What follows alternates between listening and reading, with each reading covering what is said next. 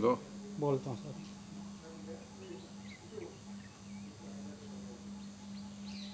बोले सर। हे जे आहे हे गांगोमाऊली देवस्थानात आहे आणि गांगोमाऊली देवस्थान हे फोंडाघाटचं ग्रामदैवत आहे। समोर जी दिसत आहे हा सह्याद्री पर्वत आहे। या सह्याद्री पर्वताच्याच कुशीत हे गांगोमाऊली मंदिर स्थापन केलेलं आहे आणि याच गांगोमाऊली मंदिराच्या समोर ही गंगा आहे आणि ही गंगेचं हे उगमस्थान या ठिकाणी आहे। ही जी गंगा उत्पन्न झालेली आहे ही कधीही इतर संपूर्ण जिल्ह्यामध्ये जरी दुष्काळ पडला असला आणि त्या ठिकाणचं पाणी आटलं असलं तरी या ठिकाणचं पाणी हे जे आहे हे तीर्थ हे पाणी पवित्र जल हे जे आहे ते कधीही 5ची मोटर हाऊस पॉवरची इंजिन जरी लावलं असलं तरी ते आटत नाही। एवढं हे पाणी वर्षाच्या 12 महिने महिन्याच्या 30 दिवस वाहत असतं। विशेष करून या पाण्याचे महत्त्व असं आहे जसा जसा अति उन्हाळा वाढत जातो तसं तसं हे जे पाणी आहे ही जी बांधलेली तळी आहे या तळीच्या कठोड्यावरून बाहेर आपोआपच वाहत राहतो। जसं मे महिन्याच्या अखेरपर्यंत मोठ्या प्रमाणात वाहत आहे आणि हे जी मंदिर आहे या मंदिराच्या ह्या पाय धुवून या मंदिरात प्रवेश केला जातो। या मंदिराच्या जे दक्षिण बाजू आहे या दक्षिण बाजूस आई इटलाईचं मंदिर आहे। ही आई इटलाई या गावचे जे प्रथम मानकरी आहेत सावंत पटेल घराणं या घराण्याची ही राजसत्ता म्हणून जी आहे त्या राजसत्तेची मानकरी नाही ती आणि त्याचप्रमाणे तिच्याच बाजूला पावनाई नवलाई अशी स्थानं आहेत। त्याचप्रमाणे याच मंदिराच्या मागच्या बाजूला हे जे युद्धात पूर्वी मारले जायचे वीर म्हणून त्या वीरांचा सन्मान म्हणून जो वीर देव म्हणून मानला जायचा तो वीर पुरुषाचं ते मंदिर आहे। त्याचप्रमाणे या मंदिराच्या दक्षिण बाजूस लिंग माऊलीचं मंदिर आहे आणि याच मंदिराच्या पुढे जर गेलात तर उगवाई मंदिराची घाटमातेचे अधिकारी म्हणतात त्या उगवाई माऊलीच्या कुशीत जन्म घेऊन जी वाहत येणारी खळखळणारी जी अशी नदी आहे ती उगवाई नदी आहे आणि या उगवाई नदीच्याच काठावर या माहेरवसनींचा कैवारी फोंडाघाटचं अगदी श्रद्धेचं स्थान असलेल्या माहेरवसनींचं जे स्थान म्हणतात ते वाघोबा आहे आणि याच ते वाघोबा मंदिराचं जो जीर्णोद्धार केलेला आहे तो एका रात्रीत केलेला आहे आणि हे मंदिर गावाचं प्रतीक म्हणून एकतेचं समृद्धीचं असं प्रतीक आहे। ही जी गांगो मंदिराच्या समोर बाहेर जी पाषाणं दिसत आहे ही पाषाणं शिवलीलामृत ग्रंथामध्ये वर्णन केल्यामुळे जो 15वा अध्याय निर्माण झाला आणि या 15व्या अध्यायामध्ये जे वर्णन केलेलं आहे त्यासमोर ही जी पाषाणं दिसत आहेत ही सर्व पाषाणं जैन आहेत।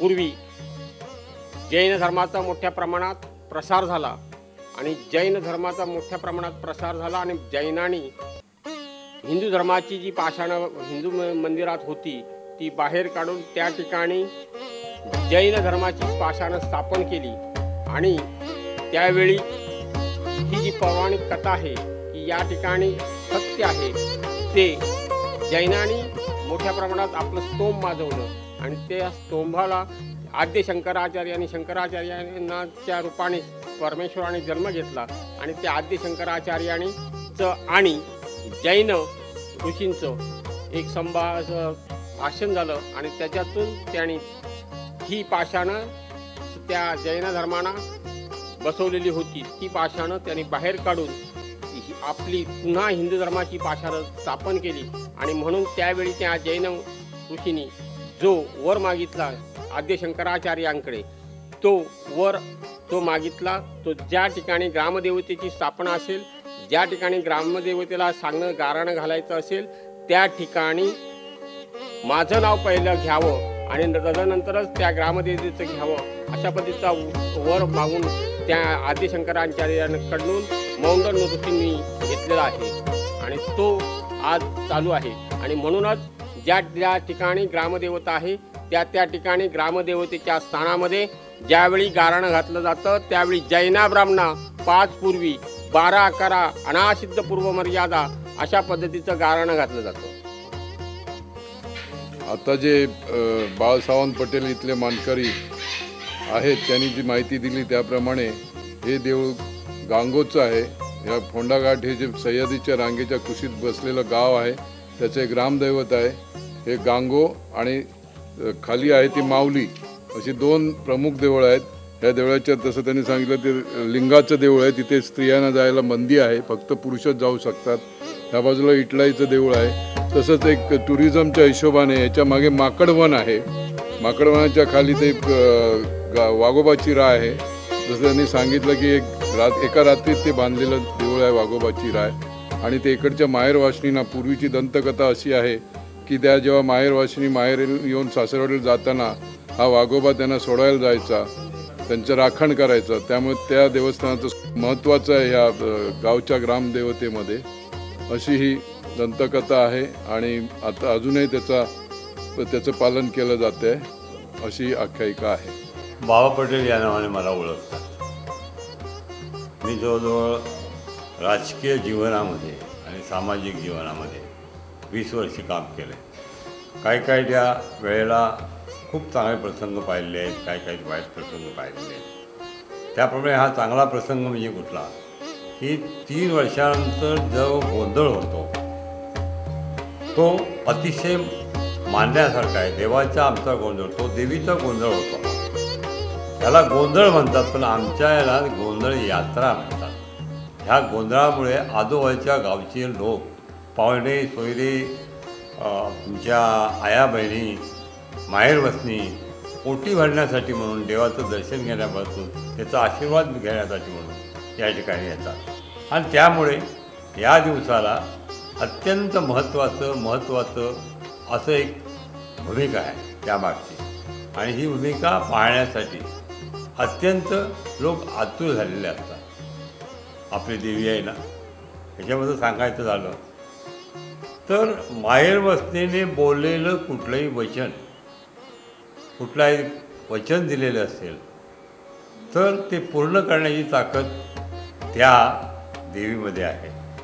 आणि याच एका कारणामुळे या ठिकाणी आया बहिणीचे येतात, सूत्रदर्शन घेतात आणि या यात्रेमध्ये सामील होतात. देवीचा आशीर्वाद म्हणजे काय आहे? माझ्यासोबत बसलेली माझी भाची जी आहे हिच्याबद्दल सांगायचं झालं तर लग्न झाल्यानंतर जवळजवळ 10 वर्ष मूल होत नव्हतं. मग या देवीला आम्ही नवस केला की कुठल्याही परिस्थितीत हे तू नवसाला पावला पाहिजे. आणि त्याप्रमाणे नवसाला पाहून आज तिला मुलगा झाला. तो आता जवळजवळ एक्झिक्युटिव्ह इंजिनियरचा पुढचा झालेला आहे आणि तो देशामध्ये आपलं नाव कमवतो आहे. एवढा मोठा त्यामागचा इतिहास आहे. म्हणूनच मी मगाशी म्हटलं की माहेरवसनी याच्यासाठी येतात की आशीर्वाद घ्यायला येतात, अडचणी असल्या तर येतात आणि अडचणी सोडवण्यासाठी या ठिकाणी त्या मनमोकळ्याप्रमाणे त्या देवीशी संभाषण करतात, मनातल्या मनात बोलतात आणि मनातल्या मनात केलेली बाकीचं देव बरोबर ओळखते. म्हणूनच या देवीचं महत्त्व आहे.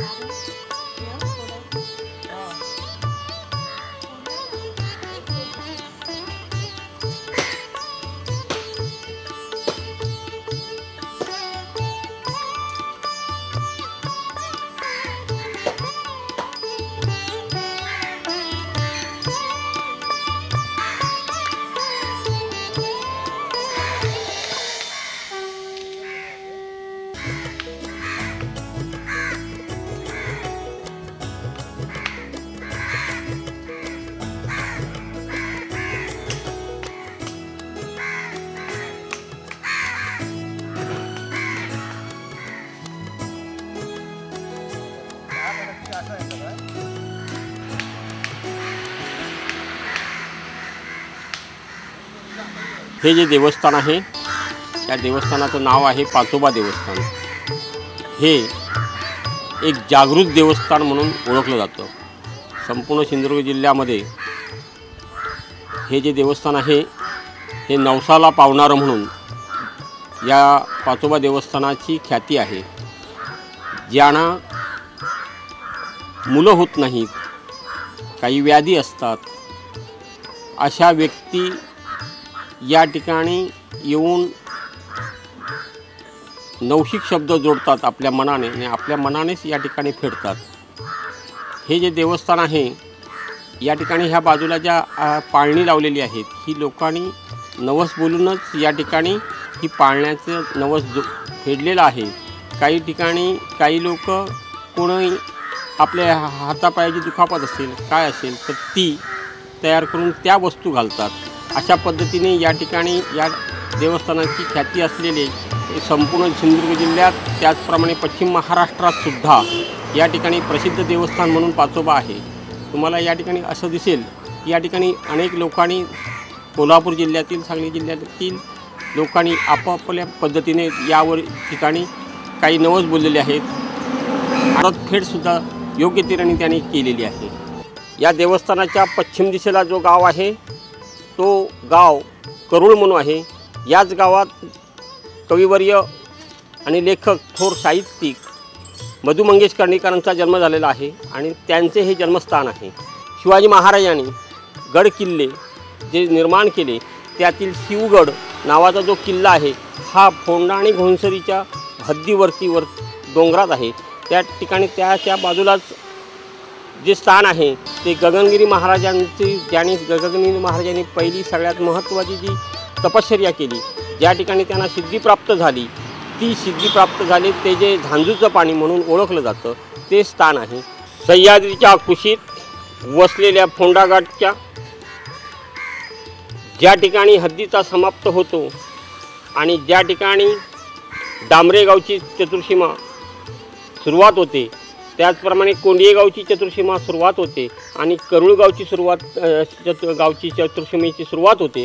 त्याचप्रमाणे उत्तरेला असलेल्या वाघेरी आणि लोरेगावची चतुर्सीमा सुरुवात होते. अशा या ठिकाणी हे नयनरम्य असं ठिकाण आहे. हे ठिकाण जे आहे हे एक जागृत सीमेचं रक्षणकर्ता म्हणून देव आहे आणि या देवाचं नाव आहे पाचोबा देवस्थान.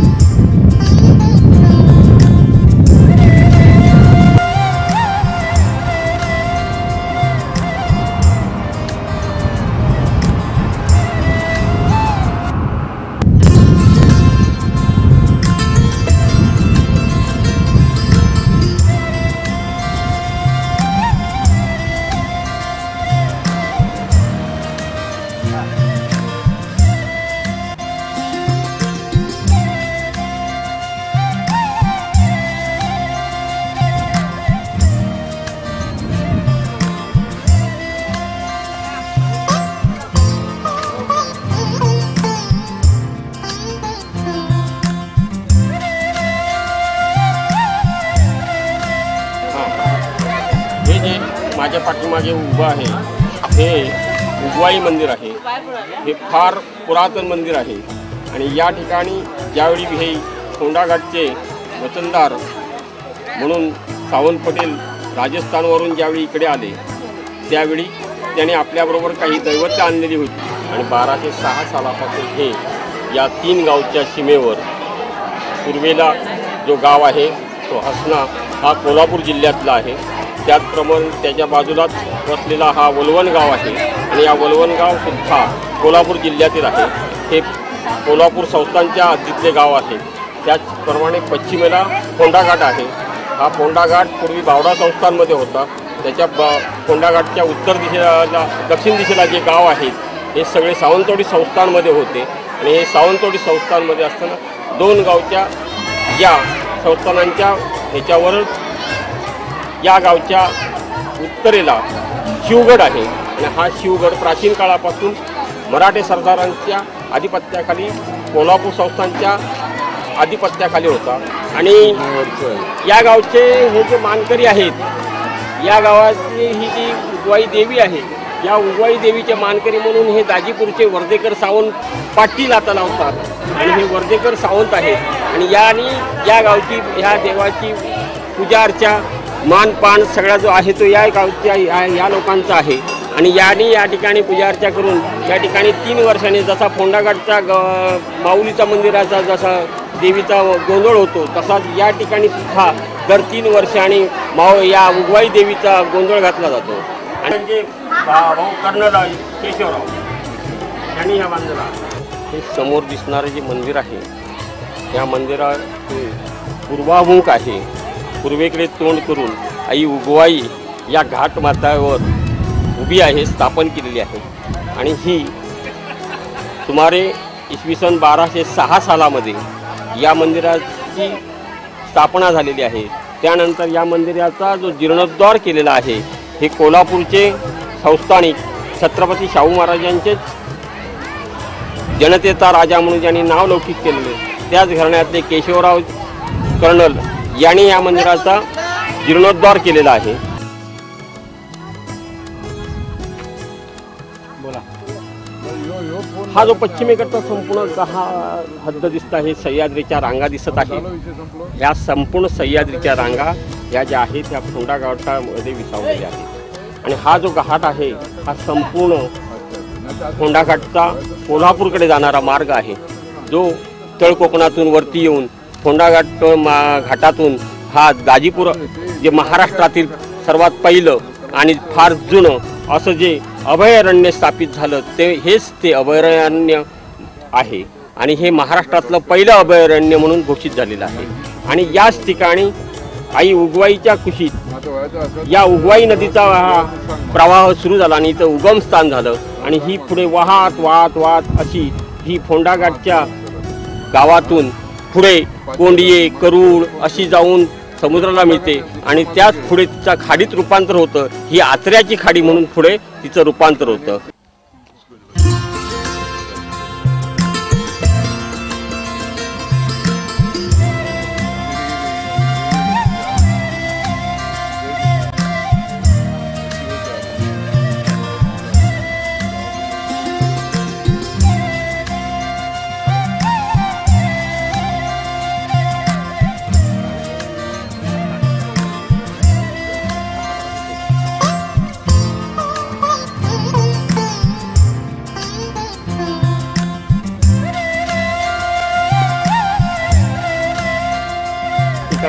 या मंदिराच्या लगत